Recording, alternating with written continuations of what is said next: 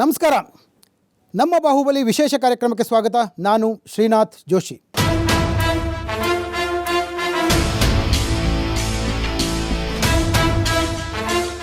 ಸಾಧನೆ ಸಾಧಕರನ್ನು ಪರಿಚಯಿಸುವ ವಿಶೇಷ ಕಾರ್ಯಕ್ರಮ, ಜೊತೆಗೆ ಸಾಧಕರು ಸಾಗಿ ಬಂದಂಥ ಮೆಟ್ಟಿಲುಗಳನ್ನು ತೋರಿಸುವಂಥ ಅಪರೂಪದ ಕಾರ್ಯಕ್ರಮವೇ ಈ ನಮ್ಮ ಬಾಹುಬಲಿ.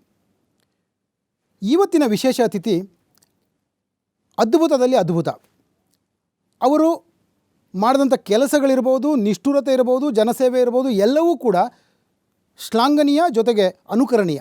ನಮ್ಮ ಬೆಂಗಳೂರು ಗ್ರಾಮಾಂತರ ಜಿಲ್ಲೆಯ ಜಿಲ್ಲಾಧಿಕಾರಿಯಾಗಿ ಸಮರ್ಥವಾಗಿ ಕಾರ್ಯನಿರ್ವಹಿಸ್ತಾ ಬೆಂಗಳೂರು ಗ್ರಾಮಾಂತರ ಜಿಲ್ಲೆಯನ್ನು ಕೋವಿಡ್ ಮುಕ್ತರನ್ನಾಗಿ ಮಾಡಿದಂಥ ಮಹಾನುಭಾವರು ಇವತ್ತು ನಮ್ಮ ಜೊತೆಗಿದ್ದಾರೆ.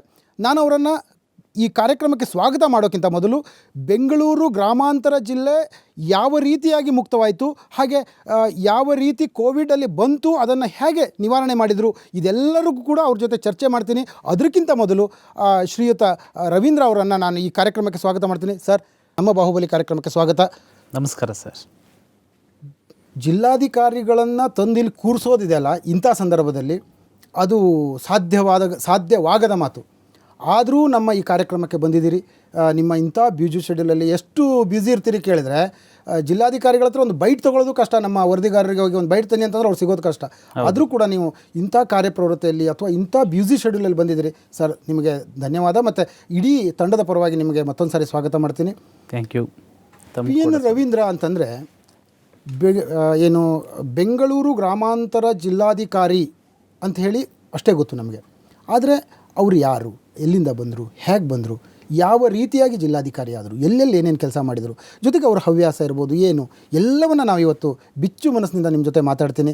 ನೀವು ಕೂಡ ಹಾಗೆಯೇ ನಿಮ್ಮ ಏನು ಆತ್ಮದ ಒಳಗಿನ ಮಾತಿದೆಯೋ ಅದೆಲ್ಲವನ್ನು ಮಾತಾಡಬೇಕು ಅಂತ ಕೇಳ್ಕೊತೀನಿ. ಅದಕ್ಕಿಂತ ಮೊದಲು ನಿಮ್ಮ ಕುರಿತಾದ ಒಂದು ಚಿಕ್ಕ ವರದಿಯ ವಿಟಿ ಇದೆ, ನೋಡ್ಕೊಂಬರೋಣ. ಖಂಡಿತ.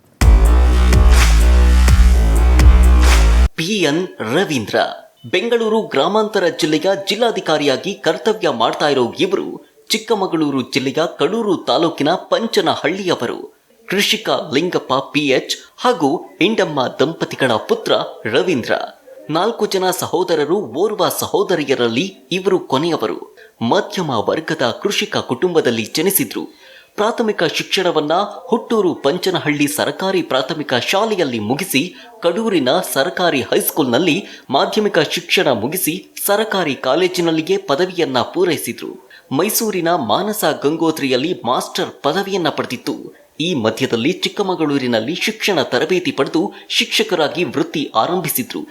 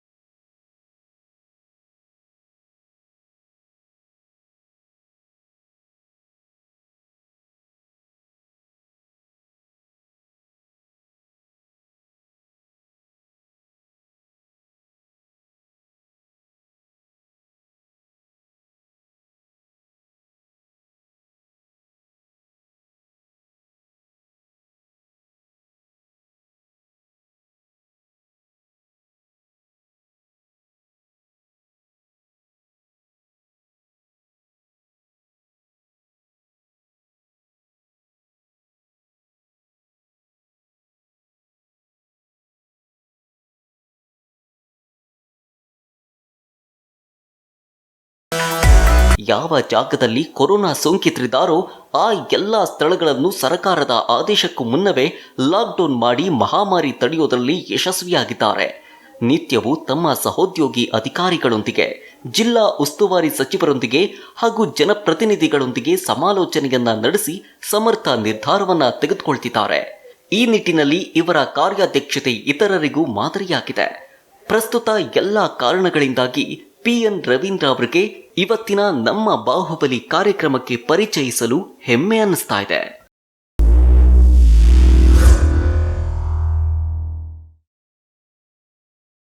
ಸರ್, ನಾವು ತೋರಿಸಿದ ಪರಿಚಯ ರವೀಂದ್ರ ಅವರದು ಇಷ್ಟು.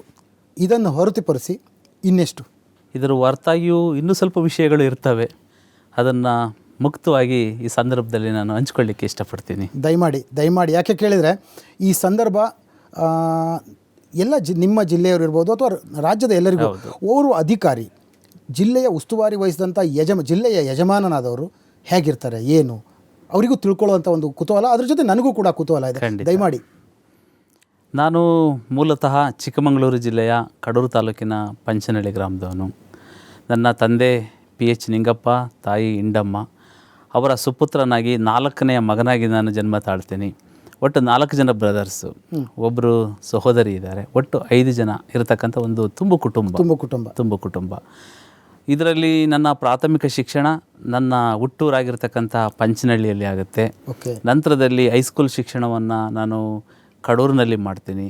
ಮತ್ತು ವಾಪಸ್ಸು ಪಂಚನಹಳ್ಳಿಯಲ್ಲೇ PUC ಸೈನ್ಸನ್ನು ಓದ್ತೀನಿ.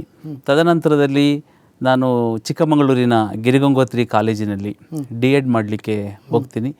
ಅಲ್ಲಿ D.Edನ್ನು ಮುಗಿಸ್ಕೊಂಡು ಬಂದ ಮೇಲೆ ಪುನಃ ನಮ್ಮ ಪಂಚನಹಳ್ಳಿ ಗ್ರಾಮದಲ್ಲೇ ಇರ್ತಕ್ಕಂಥ ಪ್ರಥಮ ದರ್ಜೆ ಕಾಲೇಜಿನಲ್ಲಿ, ಡಿಗ್ರಿ ಕಾಲೇಜಿನಲ್ಲಿ ನನ್ನ ಪದವಿಯನ್ನು ನಾನು ಮುಗಿಸ್ಕೊಳ್ತೀನಿ. ಅಷ್ಟರೊಳಗಡೆ ನನಗೆ ಪದವಿನೂ ಕೂಡ ಮುಗಿದ ತಕ್ಷಣವೇ ನನಗೆ ಒಂದು ಶಿಕ್ಷಕ ವೃತ್ತಿನೂ ಕೂಡ ಆರಿಸಿ. ಎಲ್ಲಿ ಕೆಲಸ ಮಾಡ್ತಿರ್ತೀರಿ ಶಿಕ್ಷಕರಾಗಿ? ನಾನು ಚಿಕ್ಕಮಗಳೂರು ಜಿಲ್ಲೆ ತರೀಕೆರೆ ತಾಲೂಕಿನ ಕಲ್ಲೇನಹಳ್ಳಿ ಅಂತಕ್ಕಂಥ ಒಂದು ಗ್ರಾಮದಲ್ಲಿ ಶಿಕ್ಷಕ ವೃತ್ತಿಯನ್ನು ನಾನು ಖಾಸಗಿ ಶಾಲೆನಾ ಅಥವಾ ಸರ್ಕಾರಿ ಶಾಲೆಯಲ್ಲಿ ಶಿಕ್ಷಕನಾಗಿ ನಾನು ಕೆಲಸವನ್ನು ಕೂಡ ಮಾಡ್ತೀನಿ. ಇಂಥ ಒಂದು ಸಂದರ್ಭದಲ್ಲಿ ನನ್ನ ಸಹೋದರ PN ಓಂಕಾರಮೂರ್ತಿ ಅವರ ಒಂದು ಪ್ರೇರಣೆ ತುಂಬ ಇದೆ. ಏಕೆಂದರೆ ಓದ್ತಕ್ಕಂಥ ದಿನಮಾನಗಳಲ್ಲಿ ಅವರಿಗೆ ಒಂದು ಅತ್ಯುನ್ನತವಾಗಿರ್ತಕ್ಕಂಥ ಕನಸಿತ್ತು ಅವ್ರ ಬಾಳಿನಲ್ಲಿ.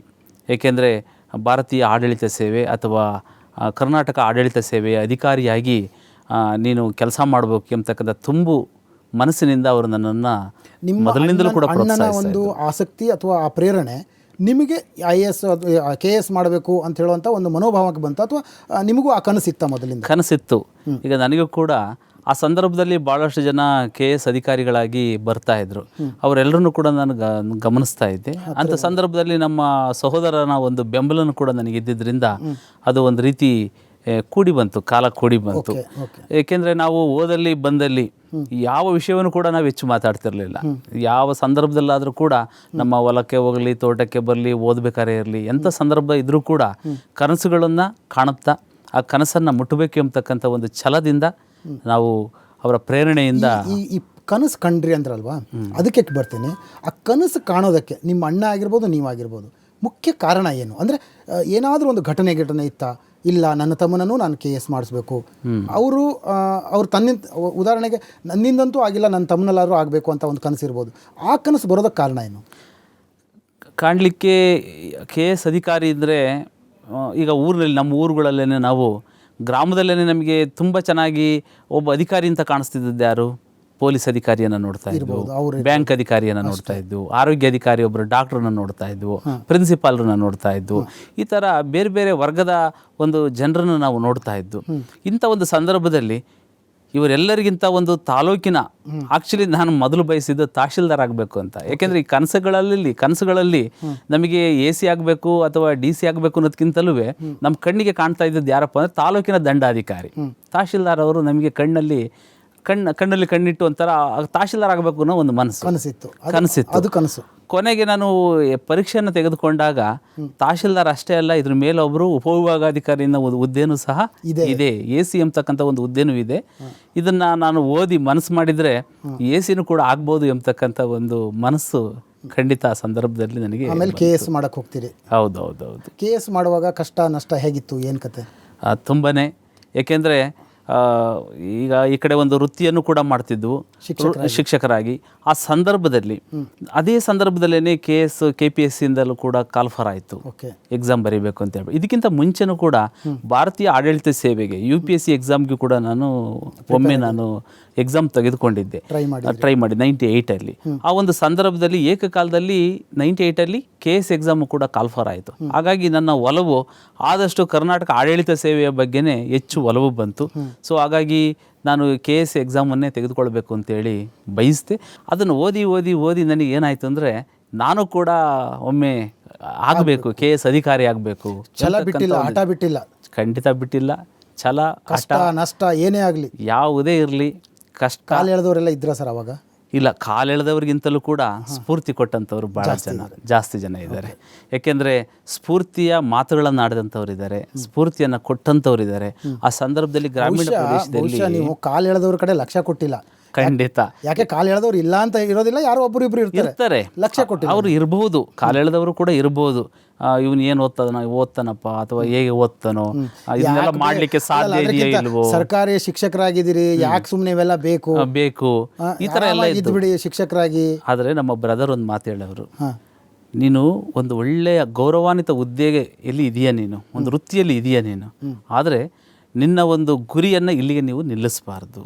ಇದರ ಜೊತೆಯಲ್ಲೇ ನಿನ್ನ ಓದುವನ್ನು ಮುಂದುವರಿಸಬೇಕು, ಜೊತೆಗೆ ನಾವು ಅಂದ್ಕೊಂಡಂಥ ಒಂದು ಗುರಿಯನ್ನು ನಾವು ತಲುಪಬೇಕು ಎಂಬತಕ್ಕಂಥ ಒಂದು ಮಾತು ನನ್ನಲ್ಲಿ ತುಂಬಾ ಹೇಗಿತ್ತು. ಹೆಂಗಿರ್ಬೋದು ಅಂತಂದ್ರೆ ಹಸಿ ಗೋಡೆಗೆ ಹಳ್ಳು ಹೊಡೆದಂಗೆ ಅಂತಾರಲ್ಲ, ಆ ಥರದಲ್ಲಿ ನಿಮ್ಮ ಜೀವನದಲ್ಲಿ ಒಂಥರ ಮೈಲಿಗಲ್ಲಾಗಿ. ಖಂಡಿತ. ಸರ್, ಈಗ ಕಷ್ಟಪಟ್ಟು ಶಿಕ್ಷಕರಾದ್ರಿ, ಅದರ ನಂತರ ಅಭ್ಯಾಸ ಮಾಡಿದ್ರಿ, KS ಪಾಸ್ ಮಾಡ್ತೀರಿ, KS ಪಾಸ್ ಮಾಡಿದ ನಂತರ ಪ್ರೊಫೆಷನರಿ ಆಗ್ತೀರಿ, ಪ್ರೊಫೆಷನರಿ ಆದ ನಂತರ AC ಆಗಿ ಚಿಕ್ಕೋಡಿಗೆ ಹೋಗ್ತೀರಿ, ಅಲ್ಲಿಂದ ಮತ್ತೆ ಬೆಳಗಾವಿ ವಿಭಾಗ ಇದಕ್ಕೆ ಏನು ಬೆಳಗಾವಿ ಅಭಿವೃದ್ಧಿ ಪ್ರಾಧಿಕಾರಕ್ಕೆ ಬರ್ತೀರಿ. ಹೀಗೆ ಬೇರೆ ಬೇರೆ ಬೇರೆ ಬೇರೆ ಜವಾಬ್ದಾರಿಗಳನ್ನು ನಿಭಾಯಿಸ್ತಾ ಹೋಗ್ತೀರಿ. ಆದರೆ ರವೀಂದ್ರ ಅವರು ಎಲ್ಲಿಯೂ ಕೂಡ ಆ ಕಾಲದ ರವೀಂದ್ರ ಆಗೇ ಉಳಿದ್ರು, ಅಧಿಕಾರಿ ರವೀಂದ್ರ ಆಗಲಿಲ್ಲ.